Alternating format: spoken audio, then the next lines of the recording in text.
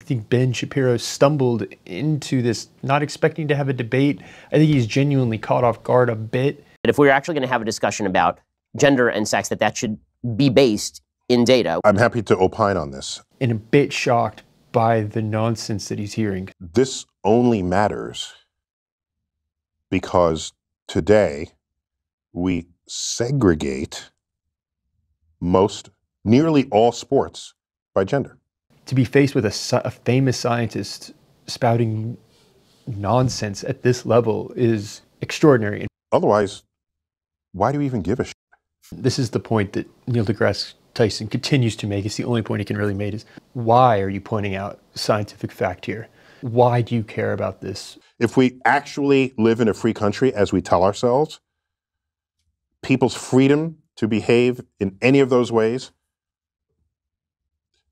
should not concern you at all. And the problem is that when someone's rights trample the rights of others. What is unresolved here is, what do you do with sports? He puts out his classic argument of the future of sports is through hormonal levels, and those who fall within not male and female sports. And I've tried to think of what the future of sports would be in the world of a gender spectrum. And it may be, you don't specify whether it's a male or female sport. You just take measurements of what your hormonal balances are. Ben's face there, he's kind of like, okay, I see some problems here, but... You talk in your book about the education of children and teaching children about science. And right now, children are being taught about the quote-unquote gender spectrum, which is not scientifically based. That is a theory-based idea. No, wait, hold on. People express themselves on a spectrum. So you learn that. That's a social point, not a scientific point. It's been starting to articulate the difference between a social construct and a scientific fact. Meaning we express ourselves hold on. Based in different languages. Is that something you teach in science class, or is that something that you teach when you're teaching language? So whether the fact that people want to express themselves on a spectrum, on a gender spectrum, whether that fact is something you want to put in a sociology class or in a science class, maybe that remains to be determined.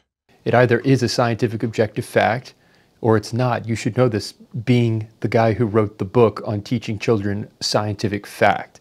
And notice he just completely evades that, doesn't address what Ben just said. So the question is, what is the relationship of that to biology? Meaning that the argument is made that trans women are women, for example. And what that seems to mean is that trans women are identical to women. Now, if people want to say trans women are not biological women, obviously that is the case.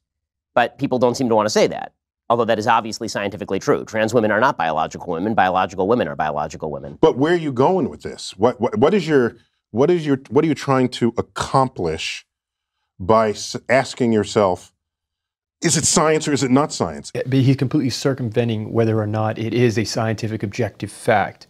Regardless of how you want to use that fact, where does that fit into the larger story? And the story is more important than the scientific fact. Well, that fits into the sponsor of today's video, Ground News. Ground News is an app and website that lets you compare perspectives on any topic with full transparency on the political bias, financial incentives, and credibility behind the headlines. Whatever the debate shaping our lives is, the narratives we hear can shape what we think before we've even had a chance to question it. Critical thinking is all about thinking for oneself to navigate the stories and the patterns that make up the world. We see the differences in these stories through the lens of the media. Follow your favorite topics or simply paste any article link in their search bar to find the full coverage on heated issues and swipe between perspectives to form your own opinion based on all the facts. Ground News was designed to give you back control over your thoughts. That's why they created their blind spot feed, one of the most important things to check before trying to have constructive dialogue with people who think differently than you. Go to ground.news/Smith or scan the QR code on the screen. Viewers get the top tier Vantage plan for just $5 a month. So it's a handy tool. How best to navigate those stories, that's where Ground News comes in. But this is a perfect example of an area where suddenly it doesn't matter to say things that are just true. And it's shocking to me to see a famous scientist make an actual argument against objectively simply make a scientific observation without being asked, why do you want to make that observation? Like, why is it bad or wrong to point out? I have another way to approach this. I care what is objectively true in the world as a scientist. But what Ben just said a moment ago was objectively true. And your response was, well, where are you going with this? I just simply care what is objectively true. And science happens to be a pretty potent path to invoke, to find out what is true. And so if people express themselves on a gender spectrum, and that is an actual thing in an actual society, if we have not fully explained that scientifically, that's an interesting frontier to study. Okay. I'm not sure why you're even going into this. Why are you arguing against objective science and objective fact? It's real and it's there. Well, because it's real because it manifests. But it is real because it manifests. But the question of how to classify manifestation is a scientific question. Are there some topics that should not be studied scientifically? I think the concern is if you study some topic that's a hot button topic and you bring scientific methods and tools to it, we don't trust, I'm interpreting here, I think we as a society don't trust that people in charge in a free country won't try to legislate something that will constrict people's freedoms. To be clear here, Neil deGrasse Tyson is making an argument for not exploring the scientific explanation for certain topics. It's better not to know what could be known.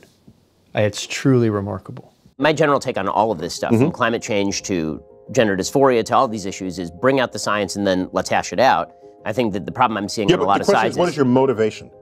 That's the key point in this entire dialogue, is what is your motivation for asking these questions, for delving into this scientific truth? Why? Why does that matter? It matters because if you have political power, you could end up creating legislation that subtracts freedoms from people who previously were enjoying the same freedoms as you.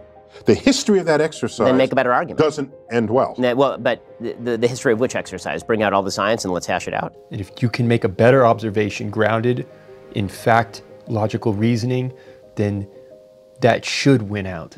Because that will get us, that is more likely to get us where we are trying to go.